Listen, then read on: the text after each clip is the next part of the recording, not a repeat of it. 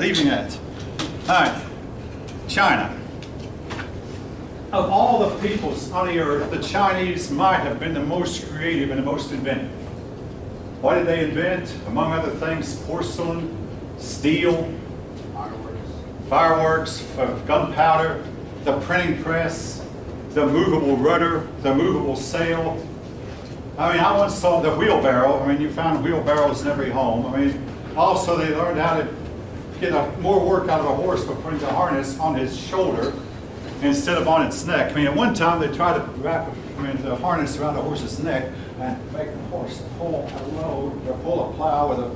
Then they learned, hey, put that harness down on his shoulder and he can pull a whole lot more. The Chinese are credited with figuring that out. Again, I've only scratched the surface. Oh yeah, they invented banking system, paper money. Without paper money and without banks, folks, you cannot have a complex economy. I'll go into more about that later because that's for another chapter.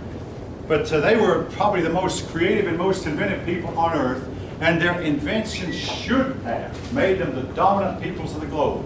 Hey, at one point it's known they went to California, but they quit going. They even are believed to have mapped the whole world at one time, gone around Africa and gone to Europe, but they stopped. They got so far with their scientific and cultural advancements, and then they just simply stopped. Why? A lot of historians blame the philosophers. But anyway, that's the topic for a later chapter.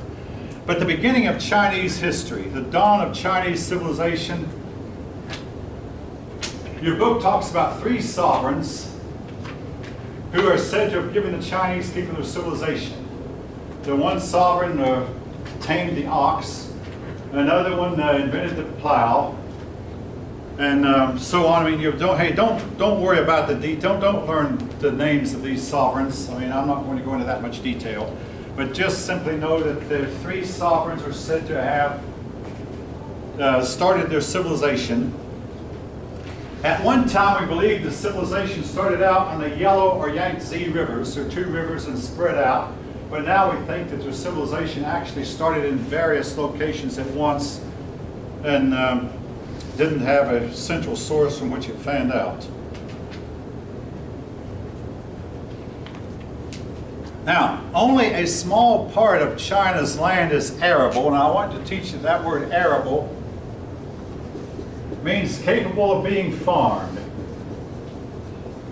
Much of the rest of Chinese land is mountainous, forbidden, and folks, speaking of the mountains, I recently read that the reason they don't have tornadoes, or if they have very few, is their mountains will stop their tornadoes from forming, whereas in our country, the United States, we have wide open plains to where tornadoes have an easy time forming, that if we decide we wanted to, we could spend billions of dollars and put up barriers that would stop tornadoes from forming in their tracks. The Chinese have natural barriers for that, but they do have a lot of mountains.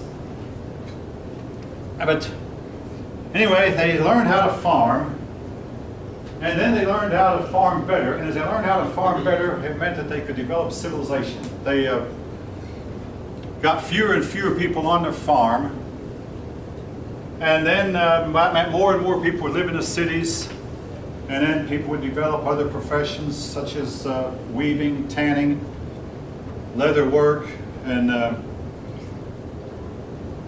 now one reason it's believed the Chinese did not advance any farther than they did was they looked down on their craftsmen, their industrialists, and their merchants. Whereas in Europe, they valued highly their merchants because in Europe there was no one place where everything you needed grew or everything you needed was available, so you had to trade. In China, they could grow everything they needed right there on their farm, so merchants were not as important. And this was to be true up until the 20th century, by the way. All down through their history, they just looked down there. We have a few merchants, but they're not important. And yes, they are.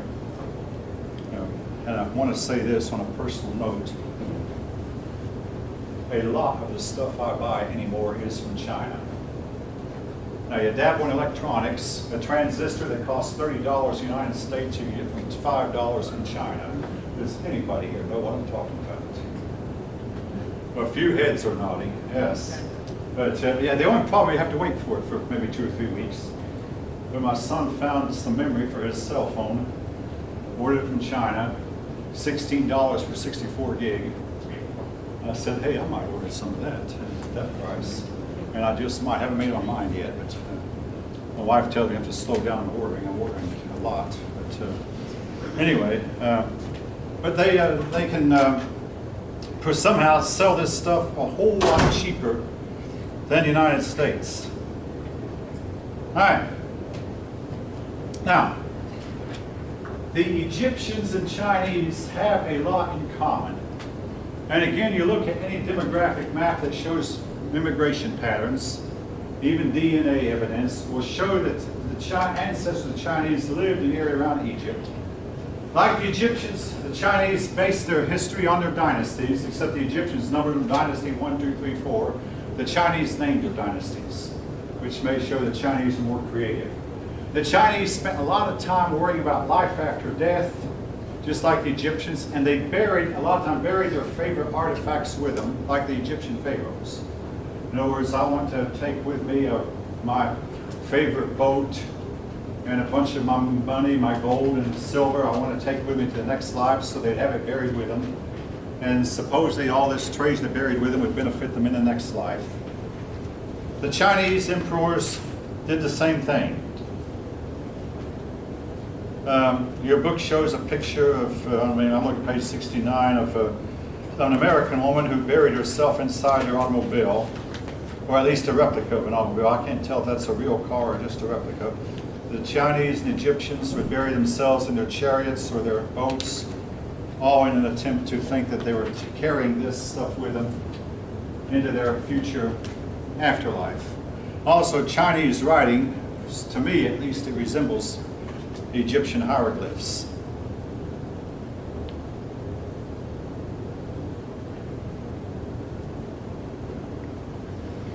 Anyway,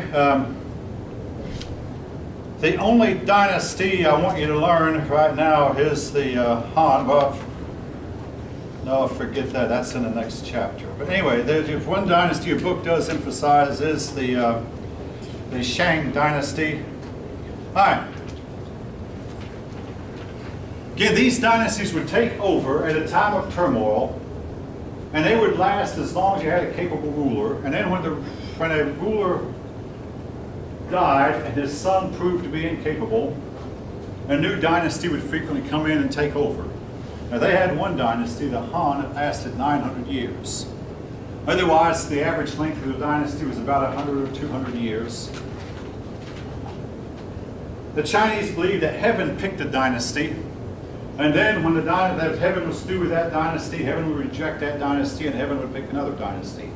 Which brings us up to a very important concept about their religious beliefs. Their view of the spirit world was very, very impersonal. Now, it's true, at the beginning they had a god whom they called Shang. But after a time, the interest in Shang-Di somewhat died out. Again, that word Di may look like deity or Dios or Deos, the god of India. It's led, or the Greek Theos, it's led some people to believe that they were originally monotheist. But then they developed a very impersonal concept of heaven. In other words, heaven, nameless, impersonal, a host. Heaven would assemble together and they would decide the fate of mankind. And it was not any one individual. In fact, they never even bothered worshiping. Who'd want to worship heaven as such? But heaven consisted of a bunch of supernatural entities, maybe millions of them, maybe thousands of them. And again, very impersonal. The belief in a personal God was something the Chinese lost along the way. Unlike the Europeans who developed a more and more personal God as time went on.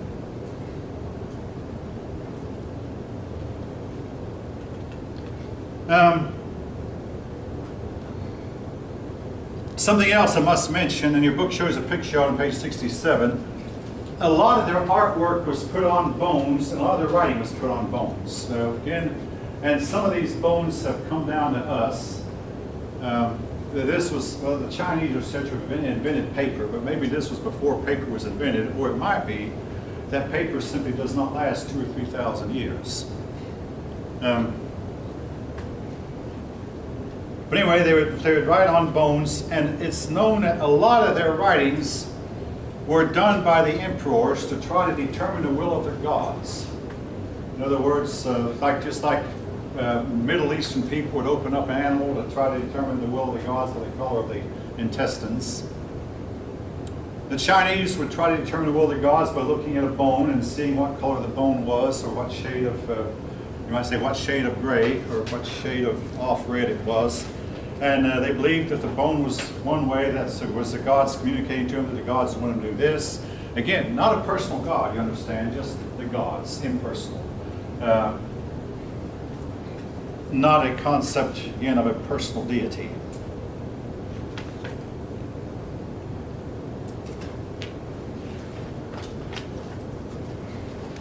The book moves on again from the Shang dynasty to the Zhou dynasty, and let me remind you, don't bother to try to learn these names. Now, later on I do ask the person's learn a name, but instead I want to move on